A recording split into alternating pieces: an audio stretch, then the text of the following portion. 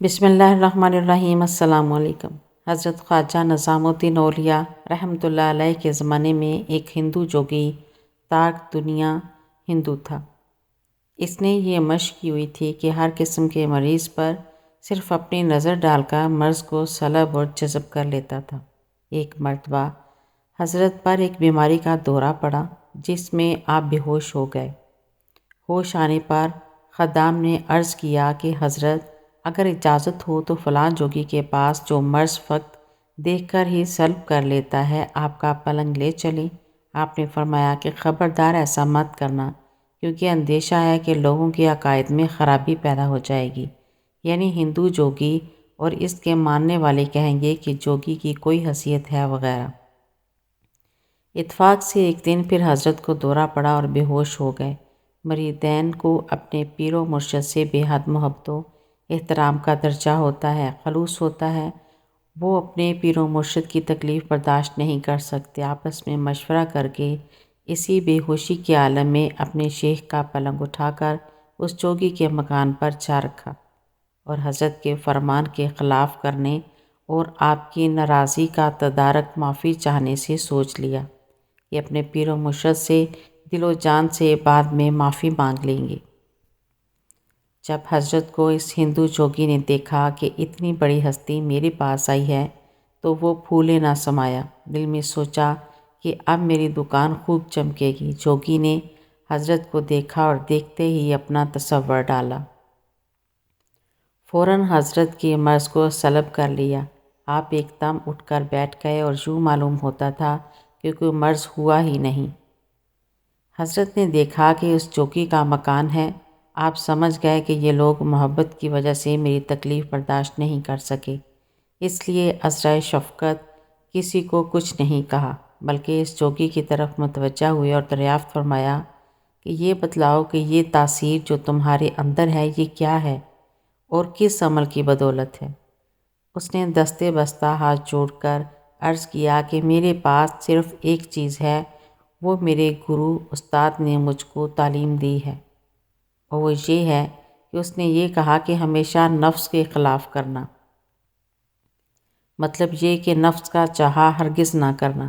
بس میرے پاس صرف یہی ایک عمل ہے، اسی کی بدولت یہ تصرف و تغیر و تبدل کرتا ہوں اور مرض کو فوراً سلب کر لیتا ہوں۔ یہ سن کر اللہ کے ولی نے اس سے دریافت فرمایا کہ اچھا یہ بتلاؤ کہ تمہارا نفس مسلمان ہونے کو چاہتا ہے؟ عرض کیا کہ ہرگز نہیں۔ حضرت خواجہ نظام الدین اولیاء رحمۃ اللہ علیہ نے فرمایا کہ پھر اپنے گرو کی تعلیم پر کہاں عمل رہا؟ ادھر تو حضرت نے یہ فرمایا اور ساتھ ساتھ اپنی باطنی توجہ فرمائی۔ نتیجہ یہ ہوا کہ اس ہندو جوگی نے ایک دن کلمہ طیبہ پڑھا اور صدقے دل سے مسلمان ہو گیا۔ در حقیقت آپ رحمۃ اللہ علیہ نے اس پر بھی اپنی نورانی و روحانی اثر ڈالا، جیسا کہ ارشاد باری تعالیٰ ہے۔ ترجمہ: احسان کا بدلہ احسان کے سوا کیا ہے؟ اس جوگی نے آپ کے مرض جسمانی کو ختم کیا تھا۔ حضرت نے اس کے باطنی مرض یعنی کفر و شرک کو سلب فرمایا اور اسلام میں داخل فرما کر ہمیشہ ہمیشہ کے لیے نار جہنم سے بچا لیا۔ اس طرح احسان کا بدلہ احسان ہو گیا۔ یوں برصغیر میں ان عظیم باعمل و باکرامت ہستیوں نے دین محمدی صلی اللہ علیہ وآلہ وسلم کی شمع روشن فرمائی۔ حضرت خواجہ نظام الدین اولیاء رحمۃ اللہ علیہ، جن کا تذکرہ اوپر کیا گیا ہے، نے بادشاہوں کی صحبت سے ہمیشہ کنارہ کشی اختیار فرمائی، ان سے کسی حال میں ملنا پسند نہیں فرماتے تھے۔ بادشاہ جلال الدین فیروز شاہ خلجی کو حضرت سے ملاقات کی بڑی تمنا تھی، اس لیے اپنے ندیم خاص قریبی دوست امیر خسرو سے اپنی اس تمنا کا اظہار کیا۔ حضرت شیخ امیر خسرو کو بہت عزیز رکھتے تھے۔ انہوں نے سلطان سے وعدہ کیا کہ اجازت کے بغیر ان کی خدمت میں آپ کو لے جائیں گے۔ بادشاہ خوش تھا کہ اسی طرح اس کی تمنا پوری ہو جائے گی۔ امیر خسرو نے بادشاہ سے وعدہ کرنے کو تو کر لیا، لیکن ان کے دل میں ایک خیال پیدا ہوا کہ کہیں ان کے مرشد کو یہ ناگوار نہ ہو، اس لیے انہوں نے اپنے مرشد کی خدمت میں عرض کیا کہ آپ کی خدمت میں بادشاہ آنا چاہتے ہیں۔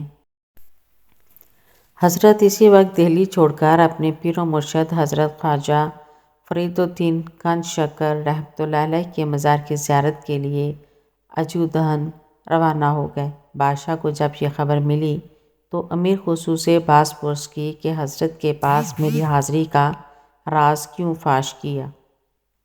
امیر خسرو نے عرض کیا کہ بادشاہ سلامت، اگر آپ رنجیدہ ہوتے ہیں تو زیادہ سے زیادہ میری جان کا خطرہ ہے، لیکن میرے مرشد ناراض ہوتے تو میرے ایمان کا خطرہ تھا۔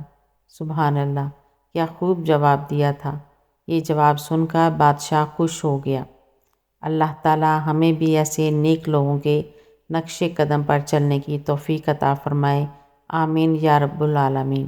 میری مزید ایسی ویڈیو دیکھنے کے لیے چینل کو سبسکرائب کریں، ویڈیو کو لائک اور شیئر کریں۔ اللہ حافظ۔